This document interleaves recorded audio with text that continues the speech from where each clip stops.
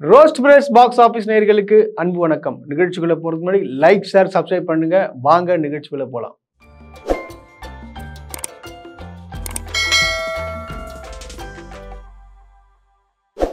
நேத்து நம்மள எல்லாமே ஒரு பயங்கரமான ஒரு அதிர்ச்சிக்குள்ளாக்கிய ஒரு சம்பவம் நடந்துச்சுன்னு சொல்லாங்க. அது என்னன்றது தெரியும் உங்களுக்கு எல்லாமே. ஆமாங்க, நம்மளுடைய ஏகே அவருடைய அந்த ரேசிங் கார் ஆக்சிடென்ட் ஆயிடுச்சு.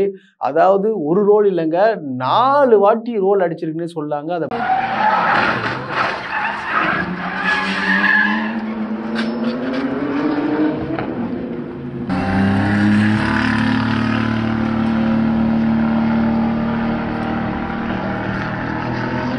பார்த்த உடனே பயங்கரமான பதட்டம்.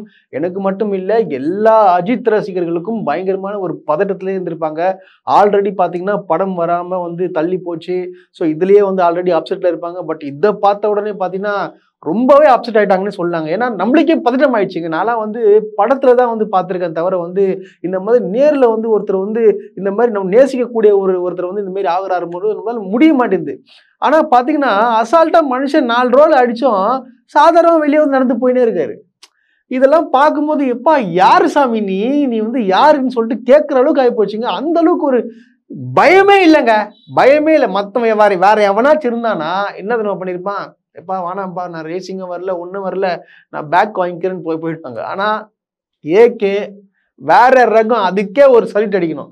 ஸோ அந்த அளவுக்கு ஒரு பயங்கரமான, என்ன நடந்தாலும் சரி என்னோட பேஷன் நான் விட்டே கொடுக்க மாட்டேன், என்ன வேணா ஆகட்டையா, நான் கலந்துப்பையா அப்படின்னு சொல்லிட்டு தைரியமா இறங்குறாருன்னு தான் சொல்லுவாங்க. அது போக பார்த்தீங்கன்னா அவர் கூட இருக்கிற அந்த டிரைவர்ஸ்லாம் கூட பயணிக்கிறாங்களே, ஒரு 4-5 பேர் அவர் கூட டிரைவர்ஸாக இருப்பாங்க. அவங்கள தெளிவுபடுத்திட்டாங்க.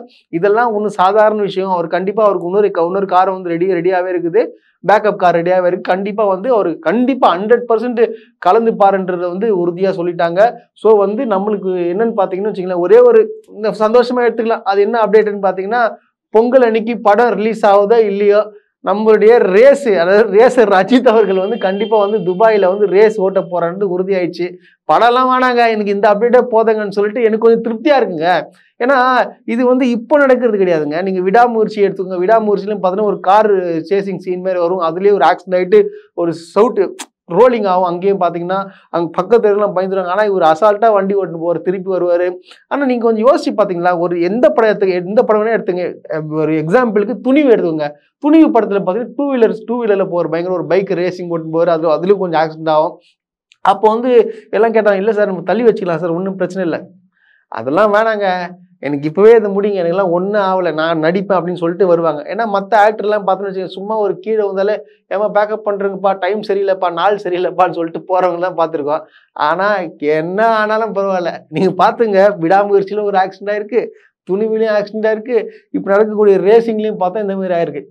எல்லாரும் கிண்டல் பண்ணுறாங்க சோசியல் மீடியாவில். நான் பார்த்தேன், அவனுங்கெல்லாம் ஒரு நடிக்கவும் தெரில, காரம் ஓட்டவும் தெரில அப்படின்னு சொல்லிட்டு கிண்டல் பண்ணுறாங்க. ஏய் நீங்களாம் யாரா, நீங்களாம் மனுஷன் அவரை மாதிரி ஒரு தைரியமான ஆளி அவனா ஒருத்தனை காட்டுடா பார்க்கலாம். என்ன நினைச்சிட்டு இருக்கீங்க? அவரை பத்தி தப்பா பேசிட்டு இருக்கீங்க.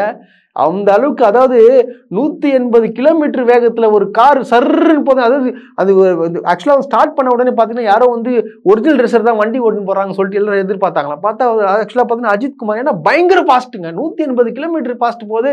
இருந்தாலும் ஒரு தடுங்கல் ஒரு கொஞ்சம் கூட ஒரு மனுஷன் அசராம நம்மளுக்கே உயிர் பயத்தை காட்டார் போல அஜித். ஆனா பாத்தீங்கன்னா அவரு அசால்ட்டா ஏஞ்சி, இதெல்லாம் ஒண்ணும் இல்லப்பா, இதெல்லாம் எனக்கு நான் எவ்வளவு பட்டுக்கிறேன், இதெல்லாம் என்ன ஒண்ணுமே பண்ண முடியாதுன்ற அளவுக்கு ஒரு ஸ்ட்ராங்கான ஒரு ஆளா நிக்கிறாருன்னா இது பயங்கரமான இன்ஸ்பிரேஷன் தானே. இப்போ தல அஜித் ரசிகர்லாம் பார்த்தீங்கன்னு வச்சுக்கோங்க, நேத்து சோகத்துல இருப்பாங்க. இருந்தாலும் அவர் வெளியே நடந்து போகும்போதே பா என்னடா அது, யாரா ஒரு மனுஷன் அப்படின்னு சொல்ற அந்த அளவுக்கு தான் எல்லாருமே நினைச்சிருப்பாங்க. ஏன்னா இந்த மாதிரிலாம் ஒரு ஆளை நம்ம யாருமே பார்த்துருக்கவே முடியாதுங்க. எல்லா விஷயத்திலும் ஏகப்பட்ட தோல்விகள், தொடக்கத்துல ஏகப்பட்ட கஷ்டங்கள், ஆக்சிடென்ட், விபத்து, அதாவது ஒரு மனுஷனுக்கு இந்த அளவுக்கு ஒரு கஷ்டங்கள் அது ஆட்டோமேட்டிக்கா கொடுக்க கூடாதுங்க. ஒரு பேட்டியில கூட அந்த அஜித் குமாரோடைய மேனேஜர் ஒருத்தர் சொல்லியிருப்பாரு, இந்த மாதிரி வந்து ஐயா நீங்க மாரி ரேஸ் கார்லாம் நீங்க கலந்துக்கிறீங்களே, கொஞ்சம் ரிஸ்க்லாம் இருக்குமே அப்படின்னு சொல்லுவாங்க. ஏன்பா இது வந்து என்னோட பேஷன், இது எனக்கு ரொம்ப ரொம்ப பிடிக்கும், வண்டி ஓட்டுறது ரொம்ப ரொம்ப, கார் ரேசிங் போறது ரொம்ப ரொம்ப பிடிக்கும், நான் அதை விடவே மாட்டேன். என்னதான் நான் பயங்கர பயிற்சி எடுத்து தான் போவேன். 90% வந்து கரெக்டா போன 10% தான் வந்து அது இயற்கையால வந்து எதனா ஒன்று ஆகுறது. அது சொல்ல முடியாது. இருந்தாலும் வந்து என் பேஷனை விட்டு கொடுக்க முடியாது. எனக்கு ரேசிங் ரொம்ப பிடிக்கும். கண்டிப்பா நான் இதுல சாதிப்பேன். எவ்வளவுதான் வந்து தோல்விகள் கண்டாலும் விபத்துகள் கண்டாலும் கண்டிப்பா சாதிப்பேன்றது சொன்னாராங்க.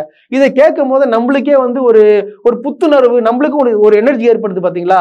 அது கொடுக்கக்கூடிய ஒரே ஒரு ஆள் யாருன்னு பாத்தீங்கன்னா ஏகே மட்டும்தான். ஏகே ஏகே ஏகேன்னு சொல்லிட்டு போலாங்க. ஏன்னா அந்த மாதிரி ஒரு மனுஷன் வந்து யார், நான் ஓப்பனா சொல்றேன், ஒரு ஹேரு கூட சமம் கிடையாது எவனுமே.